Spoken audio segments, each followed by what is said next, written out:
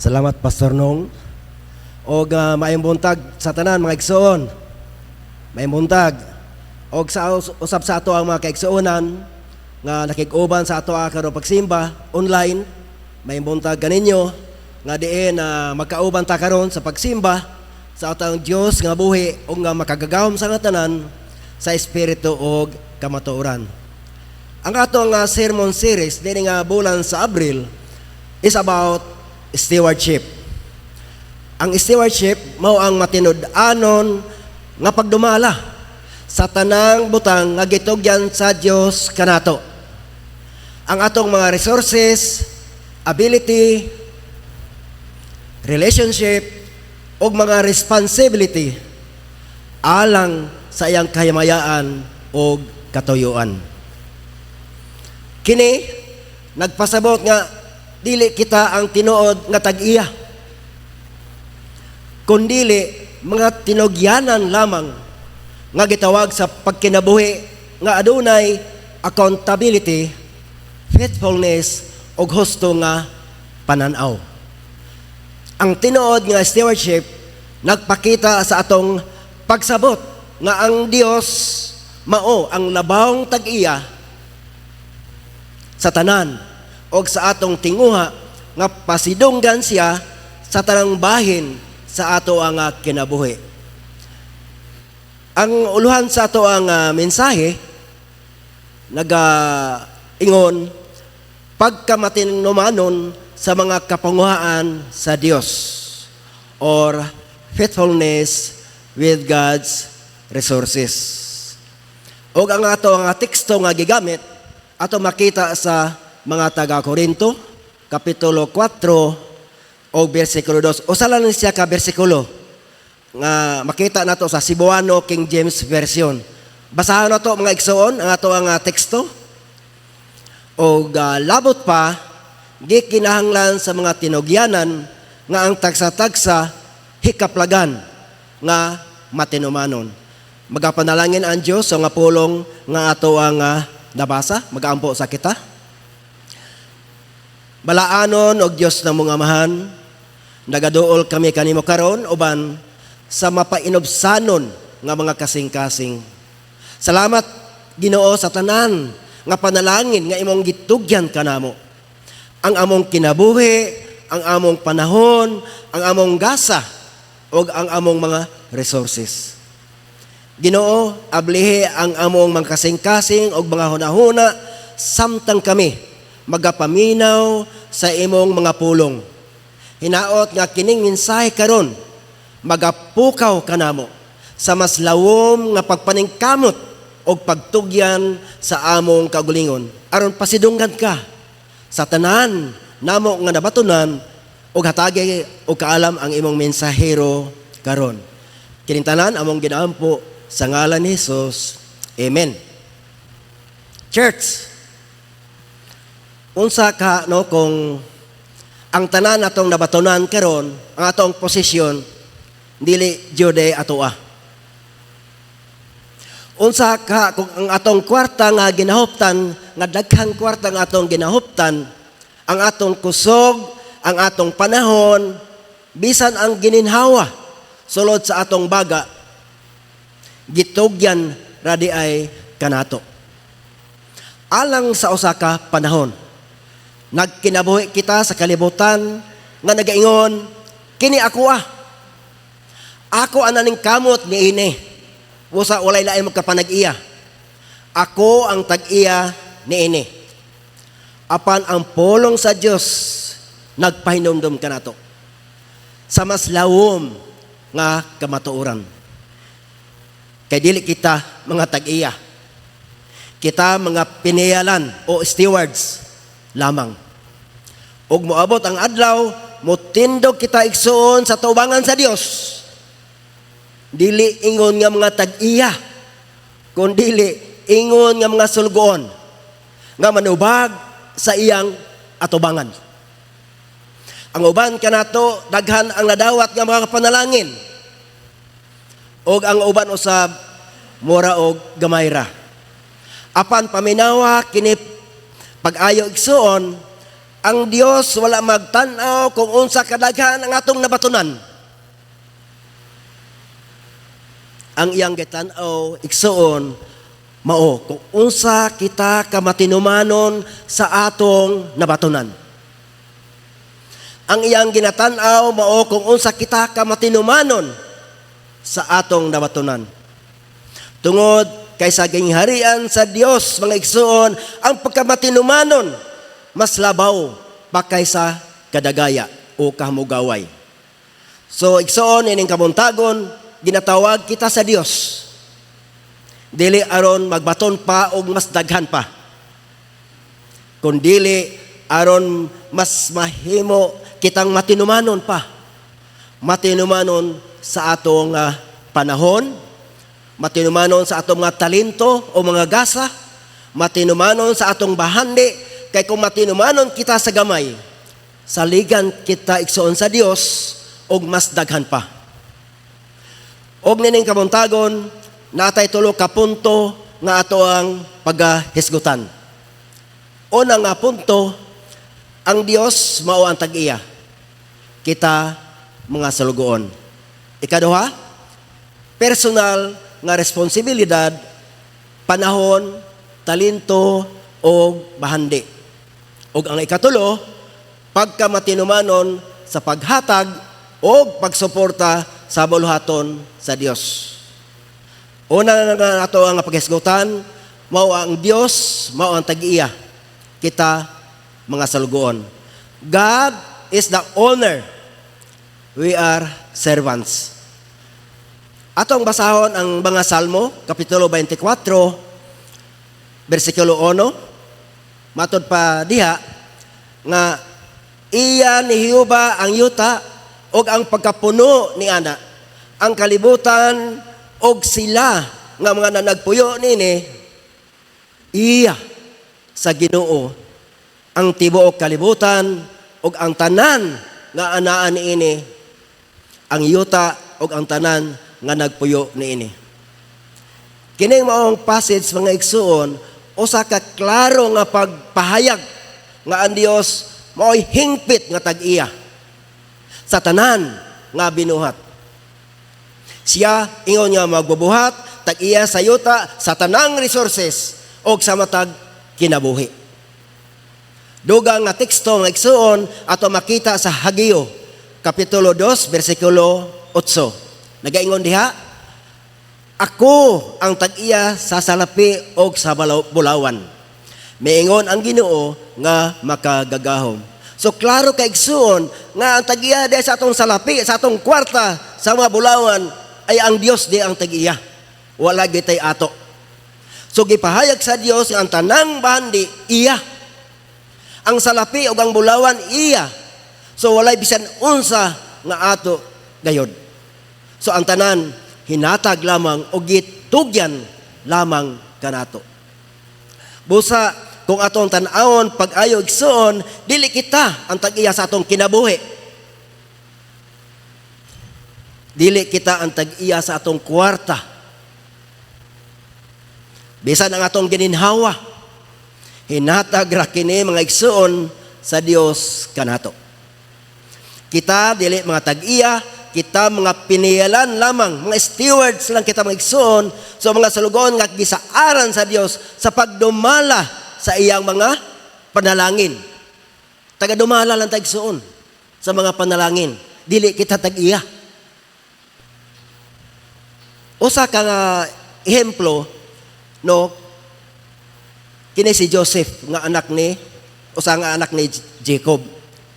Nga diin, kini si Jose, usa ka kini nga klaro nga ehemplo sa pagkamatinumanon nga sulugon bisan pa sa lisod nga kahimtang. Gitugyan ni Joseph ang tanan sa Dios. Bisan gibaligya siya sa iyang mga igsuon, isip ulipon og napriso. Kung kita ka igsuon, gibaligya ka sa imong mga igsuon, di ba? Usa kay bation nimo. Pero wala tayo makita nga gareklamo siya. Wala niya giangkon nga siya ang nagkontrol sa iyang kinabuhi. Misalig siya nga ang Dios mao'y tag-iya og nagdumala sa tanan. maayo nga steward sa gihatag sa Dios si Joseph. Ug sa balay ni Potifar, ug bisan sa prisuhan, gipakita niya ang pagkamatindud-anon. Ang tanan nga gipiyal sa iyang gitiman pag-ayo. Walay pag-angkon usab sa himaya. Sa dihang nahimo siyang leader sa Ehipto, nahimo siyang gobernador, giilan niya nga ang kaalam o kalampusan gikan tanan sa Dios, walay iya. Dili sa iyang kaugalingon. Sama ni Jose. Kita usab dili tag-iya sa atong kinabuhi. Oras o panahon, mga gasa o bahandi. Kita igsoon gisaligan lamang sa Dios. Busa kinahanglang mahimong matinumanon kita nga mga sulugoon sa tanang aspeto sa ato ang kinabuhi. Church, paminaw pag-ayo. Ug ibutang nato kanunay sa ato ang mga huna-huna. Dili kita tag-iya sa atong kinabuhi. Mao na itanom nato. Anytime, waon ta sa Ginoo. Dili kita ang tag-iya sa kwarta. Dili kita tag-iya. Dili kita ang tag-iya sa ato ang kwarta, bisan ang atong gininhawa, iya kini. So ang tanan igsuon, asay ato, wala jud. So kita o sa lamang kapinialan, o sa lang kasalugoon, o temporary lamang ang pagtugyan ini atong nabatunan. May katapusan igsuon. Kaysa ikadahong kinabuhi, di gini mo ni madala. O maabot ang adlaw, nga motindog kita atubangan sa Dios, o madubag kita sa tanan nga iyang gitugyan kanato. Madubag kita igsoon. Ikaduha nga punto nga ato nga paghisgutan, personal nga responsibilidad, panahon, talento ug bahandi. So personal responsibility, time, talent, and treasure. Atong basahon ang Mateo chapter 25, verse 21. Nagaingon dinhi, ang iyang agalon miingon kaniya, maayong pagkabuhat ulipon, nga maayo og matinumanon. Sa jutay matinumanon ikaw. Sa daghan nga butang ikaw pagapiyalan ko. Sumulod ka sa kalipayan sa imong agalon. So igsoon, kini nga maong passage nagdasig ka nato nga gamito nato ang tanang gihatag sa Dios aron makahimo og maayong epekto og magmatinumanon kita sa atong mga buhat. Di lang kay puro saad, dapat inubanan sa buhat mga igsoon. Nga ang tumong mao nga madungog nato ang pulong sa Dios. Well done, good and faithful servant. Duga nga teksto mga igsoon atong pagabasahon sa taga-Efeso 5:16. Nga dagaingon dinha nga managpahimulos sa kahigayunan kay ang kapanahonan karon puno sa kalisdanan. Kini mga pulo nga igsuon nag-aghat kanato ingon nga mga magtotoo nga magkinabuhi nga maalamon. Maging wise tayo kita igsuon. Kaya ginatubos ang atong panahon alang sa maayong mga katuyuan. May purpose ang atong kinabuhi dinhi. Tungod kay ang kalibutan puno sa kalisdanan o tentasyon. Nagpasabot kini mga igsoon nga atong gamiton ang atong mga kahigayunan. Di na to ipalampason igsoon. Di na mubalik pa ang mga opportunity. Kung na opportunity, i-grab na to. Yatagan kita sa Dios o responsibilidad. Dili lang sa pagbaton, kundi sa pagdumala. Ang Dios naghatag kanato og panahon, talento og bahandi. Igsoon, kumusta? Unsa man ang gibuhat nimo sa gihatag sa Dios kanimo, sa gitugyan sa Dios kanimo? Kumusta? Si Haring David, usa ka klaro usab nga ehemplo sa usa ka tawo nga responsable sa gisalig sa Dios. Ang iyang panahon, ang iyang talento o bahandi. Bisan hari na siya igsoon, naghatag yapon siya og panahon sa Dios. Pinagi sa pag-ampo o pagsimba. Daghan sa iyang mga sinulat sa mga salmo, nagpakita nga iyang gigahin ang iyang oras sa pagdaig o pagpangita sa presensya sa Dios. Igsoon, dili rason nga busy kita.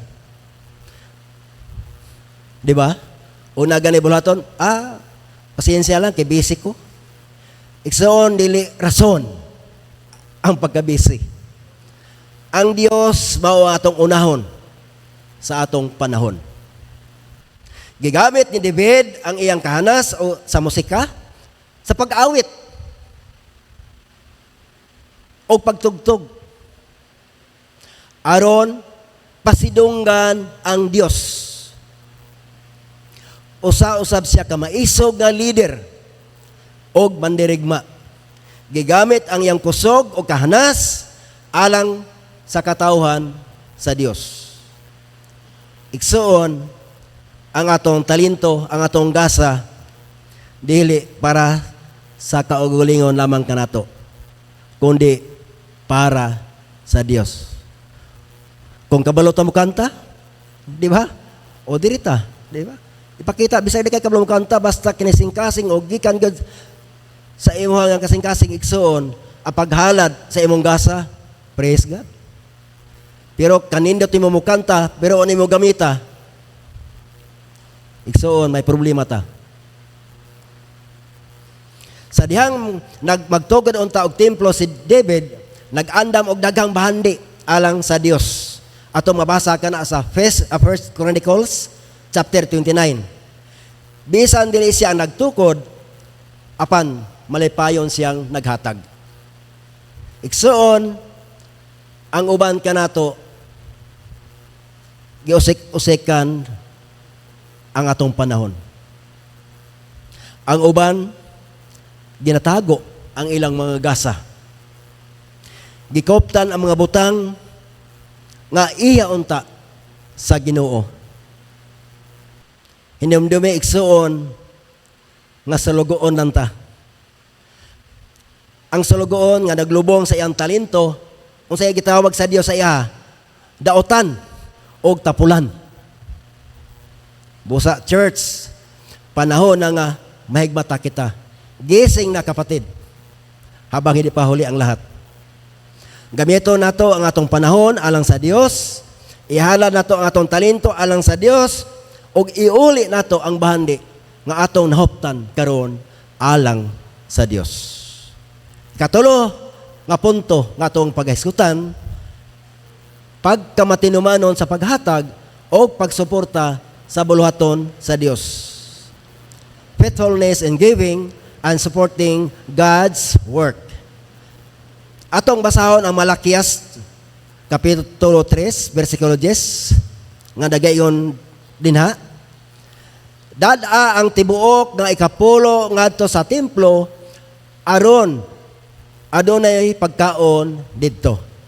Sulay ako ug makita ninyo nga ablihan ko ang mga bintana sa langit ug ibubo ko kaninyo sa madagayaon gayod ang mga panalangin.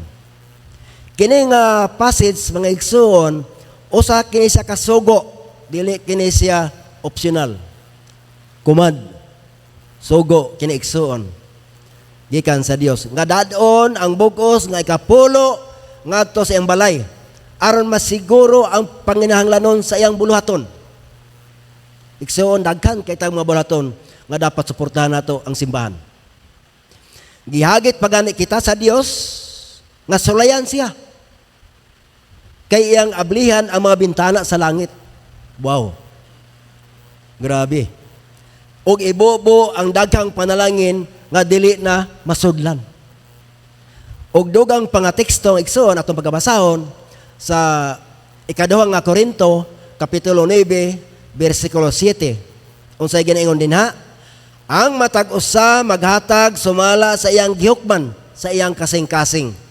Dili nga may pagduha-duha o pinugos.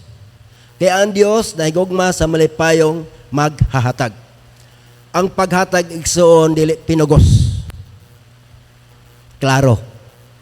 Kini usa ka personal nga desisyon gikan sa atong kasing-kasing. Gidasig ni Pablo ang mga magtotoo ingon usab kanato nga maghatag kita uban sa pagkadaugon. Tungod kay ang mapinadayonon og madagayaon nga paghatag magdadala usab igsuon og madagayaong ani. Ang Dios igsuon nahigugma sa malipayong maghahatag. Ang widow of Sariphat katong balo sa Saripta nga mabasa nato sa 1 Kings chapter 17 8 to 16 nagaingon din nga diin giatubang niya ang grabeng kakulang apan nagpabilin siyang matinumanon. Kay ang balo adunay gamay na lang nga harina og oil. Last na lang jud. Igo na lang unta para sa iyang kagulingon o sa iyang anak. Apan sa diha nga nangayo si Prophet Elijah, mihatag yapon siya igsuon, bisan kabalo siya nga mao na lang to ang ilang katapusang pagkaon. Igsuon, ang tinuod nga paghatag, dili base sa kadagaya. Unya ra kumuhatag kung nabudan siya ko. Kung nasa kagipitan, di kumuhatag, kadaghan ko panginahanglanon. Diba, igsoon? Pero ang paghatag, dili base sa kamugaway. Kundili sa pagtuo o pagkamatinumanon. Bisan lisod sabton igsoon, mituman siya sa giingon sa propita nga nagpresentar sa mando sa Dios. Ang iyang pagsunod, nagpakita nga mas dako ang iyang pagsalig sa Dios kaysa sa iyang kahadlok sa kakulang. Usahay igsoon mahadlok ta, oy masyort ta. Di ba di ko muhatag sa kay masyort ko. Apan igsoon kung matinumanon kita ang Ginoo na mag-provide. Kung mao na igsoon ma-experience mo na. Mo usahay ma-experience mo tato, i-hold na lang sa Ginoo tungod kay sa atong pagduha-duha. Muna tungod sa iyang pagkamatinumanon, ang balo, wala mahurot ang ilang harina o lana sa tibuok panahon sa gutom. Imagine? Ni atong panahon sa kagutom, wala siya masyo. Gatubod siguro. Oo, nagasupply ang Ginoo. So, gipakita sa Dios nga siya ang naga-provide sa mga matinumanon. Busa igsoon, ang Dios magapanalangin sa mga kasing-kasing nga anda muhatag o magsuporta sa iyang buluhaton. Amen? Amen ba?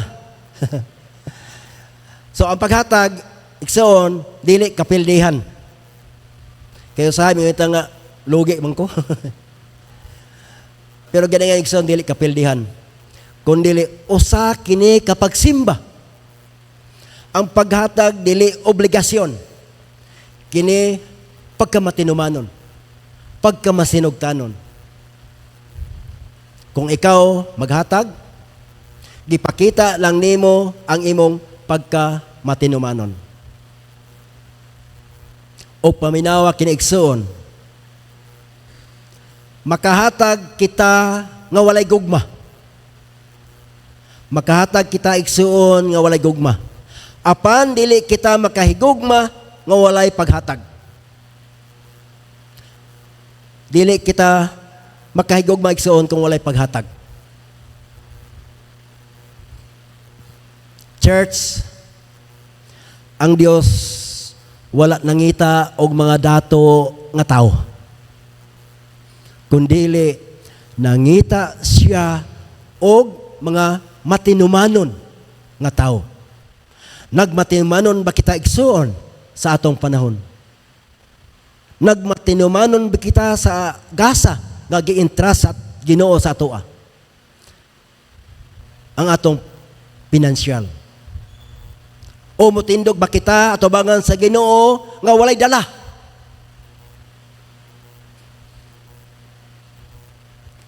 igsuon sa katapusan,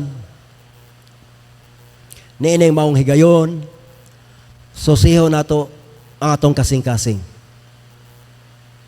Kita ba, usa ka matinumanong piniyalan, o usa ka walay pagtagad nga salugoon? Balik kita igsuon sa Ginoo. Ihalad nato ang tanan. Karon maghatag ko og 2 ka minuto no para mag-ampo kita individually para i-commit nato ang atong kagulingon sa paghatag sa atong panahon, ang atong matalento, orgasa o kinabuhi. Ug sultihan nato ang Ginoo, Lord, ang tanan akong nabatunan, imuha kining tanan. Himua akong matinumanon. Mag-aampo kita igsoon.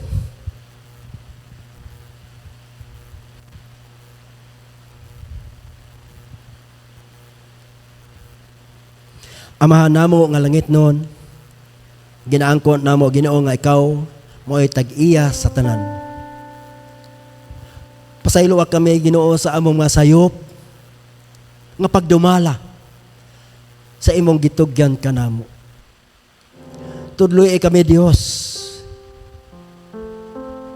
nga mahimong matinumanon sa among panahon,